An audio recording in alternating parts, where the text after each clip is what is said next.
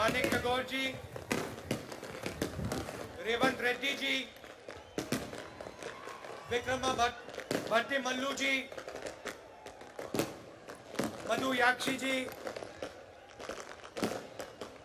दामोदर नरसिम्हा जी, जन्ना रेड्डी जी, पोन्नला जी, शाबिर अली जी, जीवन रेड्डी जी, उत्तम रेड्डी जी, मोहम्मद अजहरुद्दीन जी, जग्गा रेड्डी जी, भाइयों और बहनों, कांग्रेस के हमारे प्यारे कार्यकर्ता, प्रेस के हमारे मित्रों, आप सबका यहां बहुत बहुत स्वागत, नमस्कार।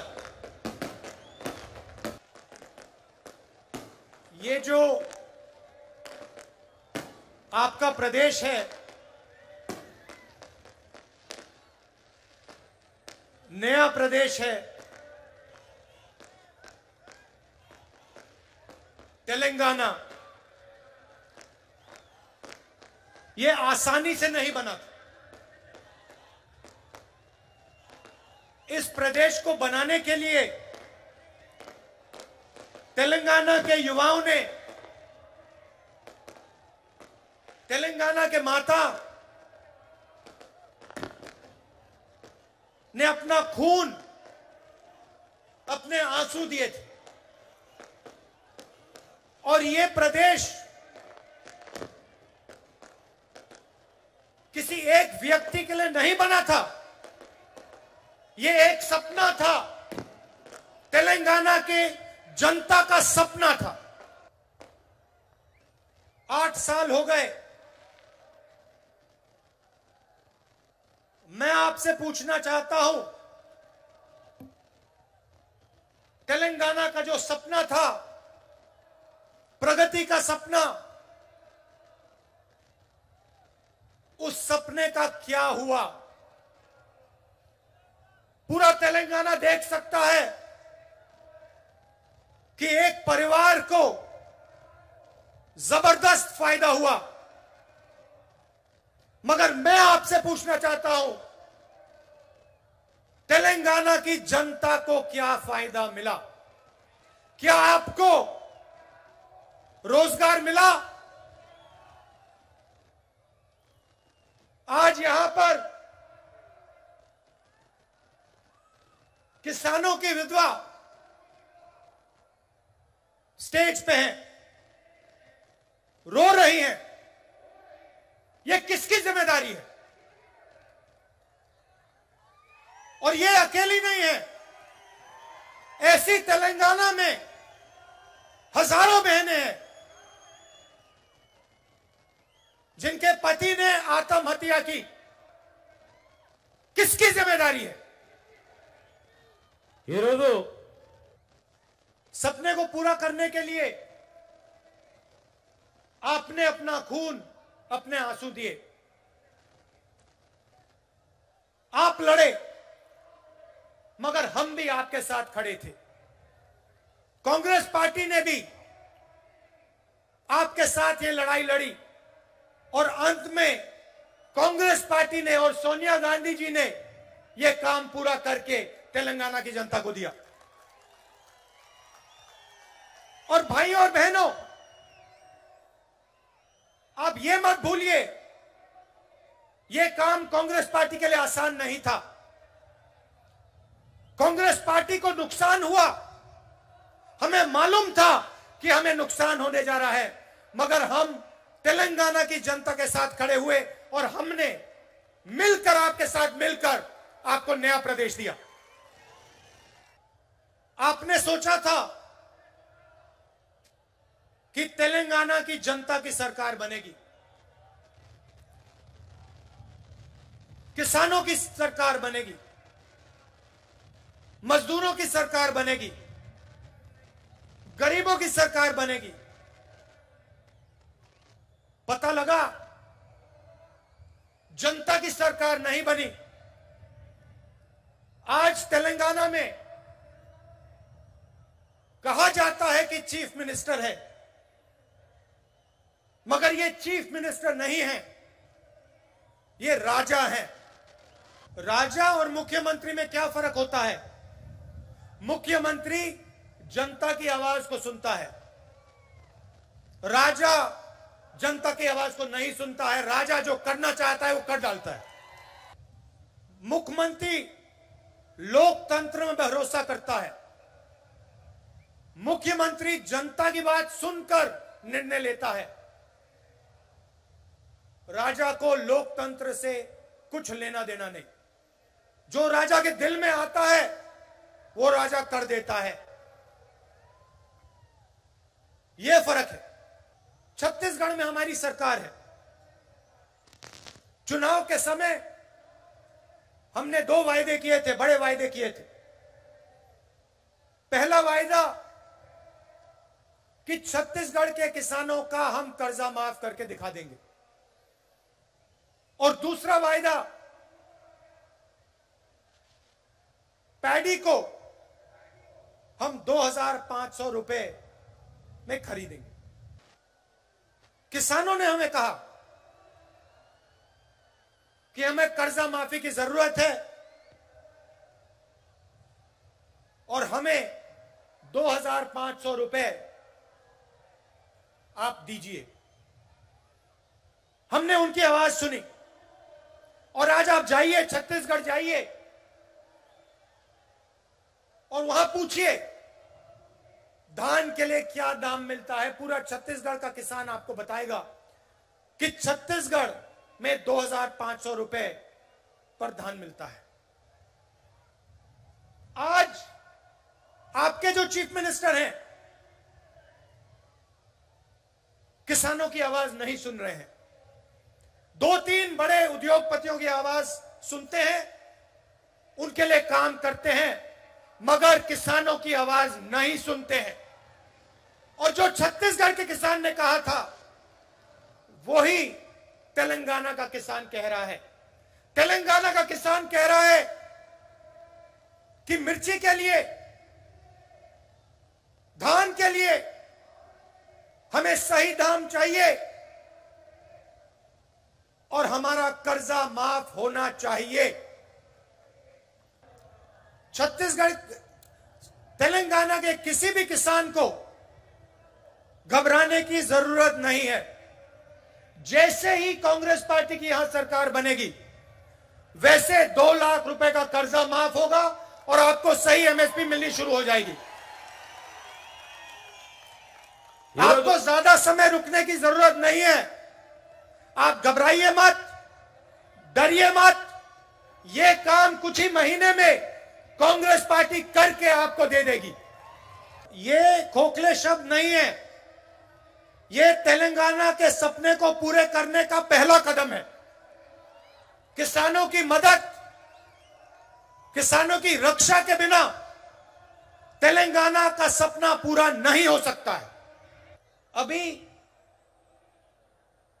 हमने वरंगल डिक्लेरेशन किया और उसमें हमने तेलंगाना के किसानों से वायदे किए।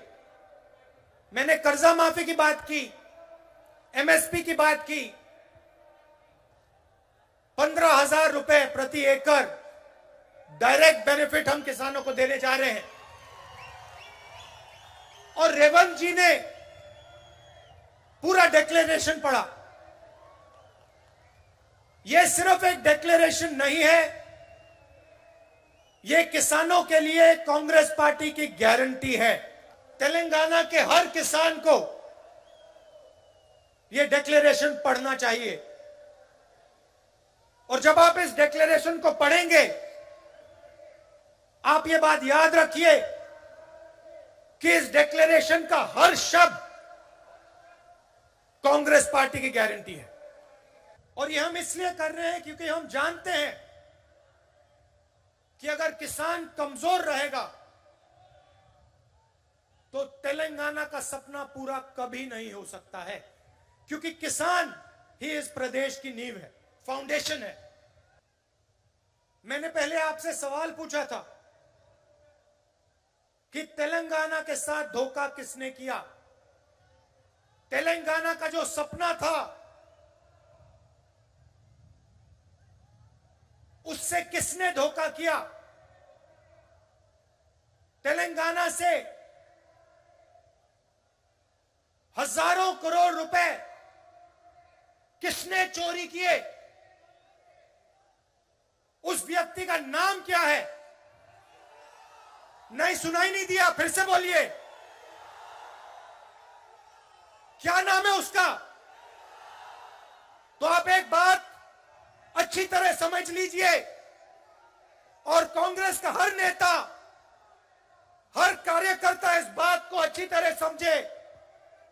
जिस व्यक्ति ने तेलंगाना के साथ धोखा किया है, जिस व्यक्ति ने तेलंगाना से चोरी की है, जिस व्यक्ति ने तेलंगाना के सपने को नष्ट किया है, उसके साथ कांग्रेस पार्टी का कोई समझौता नहीं होगा।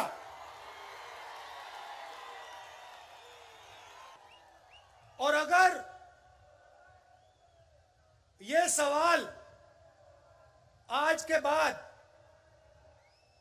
किसी भी कांग्रेस नेता ने उठाया, उसको हम कांग्रेस पार्टी से बाहर कर देंगे।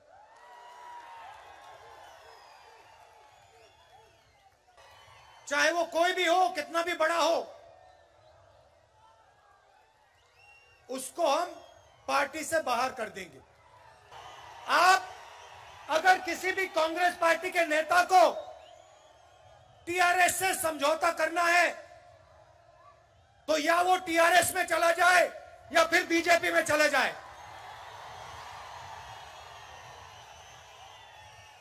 हमें उस व्यक्ति की कोई जरूरत नहीं है। మాకు ఆ వ్యక్తి అవసరం లేదు। हम यहां हमारी विचारधारा की लड़ाई है, हम राजा से समझौता नहीं करेंगे।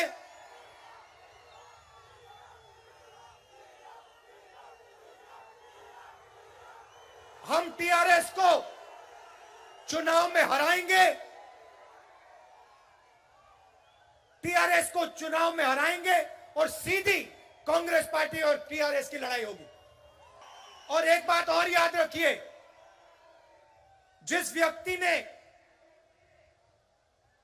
तेलंगाना के सपने को नष्ट किया और तेलंगाना के किसानों से, मजदूरों से, युवाओं से लाखों करोड़ रुपए चोरी किए, उसको हम माफ नहीं करने वाले हैं। और चुनाव के समय जब टिकट का सवाल उठेगा, और ये सब नेताओं को अच्छी तरह बात सुननी चाहिए, जब चुनाव के समय टिकट की बात उठेगी, तो जिस व्यक्ति ने जनता की लड़ाई लड़ी होगी, उसी को मेरिट बेसिस पे टिकट मिलेगा। चाहे आप कितने भी बड़े हो, आप कोई भी हो, अगर आप किसानों के साथ नहीं खड़े थे, अगर आप गरीबों के साथ नहीं खड़े थे, तो आपको कांग्रेस पार्टी का टिकट नहीं मिलने वाला है। सोनिया जी ने जब तेलंगाना आपको दिया, उसके पीछे एक सपना था। तेलंगाना की जो आवाज थी, उसको सुनकर सोनिया जी ने आपको प्रदेश दिया था। और प्रदेश इसलिए दिया था क्योंकि वो चाहती थी कि जो आपका तेलंगाना का सपना था वो पूरा हो। वो सपना आपका है, सोनिया जी का है, मगर मेरा भी है। और उस सपने को मैं आपके साथ पूरा करना चाहता हूं। तो जहां भी मेरी जरूरत होगी, जहां भी आप मुझे बुलाना चाहते हो, जहां भी मैं तेलंगाना की मदद कर सकता हूं, मैं करने को तैयार हूं। यह सिर्फ आपकी लड़ाई नहीं है, यह सिर्फ तेलंगाना के किसानों की, युवाओं की लड़ाई नहीं है, यह कांग्रेस पार्टी की लड़ाई है और ये मेरी लड़ाई है। मैंने पहले कहा था कि जो भी व्यक्ति कहता है कि टीआरएस के साथ समझौता होना चाहता है, उसे या बीजेपी में या टीआरएस में चला जाना चाहिए, क्योंकि समझौता अगर है तो बीजेपी और टीआरएस का समझौता है। आप याद रखिए, जब नरेंद्र मोदी जी ने 3 काले कानून पार्लियामेंट में पास किए थे, तो टीआरएस के नेता क्या कह रहे थे? बीजेपी जानती है कि वो तेलंगाना को डायरेक्टली रूल नहीं कर सकते। वो जानते हैं कि तेलंगाना में उन्हें रिमोट कंट्रोल की जरूरत है, कि कांग्रेस बीजेपी से कभी समझौता नहीं कर सकती। इसलिए बीजेपी चाहती है कि तेलंगाना में टीआरएस की सरकार रहे। और सबूत यह है कि तेलंगाना के चीफ मिनिस्टर जितना भी पैसा चोरी करना चाहते हैं कर सकते हैं, और बीजेपी की सरकार ना उन पे ईडी लगाती है ना सीबीआई लगाती है। ये रैली किसानों के लिए थी, किसानों को भरोसा देने के लिए थी, वारंगल डिक्लेरेशन के लिए थी। हम चाहते थे कि तेलंगाना के किसानों को मालूम हो कि कांग्रेस पार्टी एक साथ उनके साथ खड़ी है और उनकी पूरी मदद करने जा रही है। ఈరోజు ఇంత పెద్ద బహిరంగ సభ किसानों को हमने इसलिए मैसेज दिया क्योंकि वो इस प्रदेश की नींव है, फाउंडेशन है। अगली रैली में हम आदिवासियों को ऐसा ही मैसेज देना चाहते हैं, और उनकी जो लड़ाई है 10% रिजर्वेशन की जो लड़ाई है, उसमें हम उनकी पूरी मदद करने जा रहे हैं। तेलंगाना बनने के बाद आपने टीआरएस को 2 बार मौका दिया, और टीआरएस ने तेलंगाना के जनता को धोखा दिया। अब आप कांग्रेस पार्टी को एक मौका दीजिए और किसानों की, गरीबों की सरकार हमें बनाने दीजिए। कांग्रेस पार्टी ही आपके साथ मिलकर तेलंगाना के सपने को पूरा कर सकती है। आज शाम आप दूर दूर से मेरी बात सुनने आए, इसके लिए आप सबको दिल से धन्यवाद। नमस्कार, जय हिंद। మీరందరూ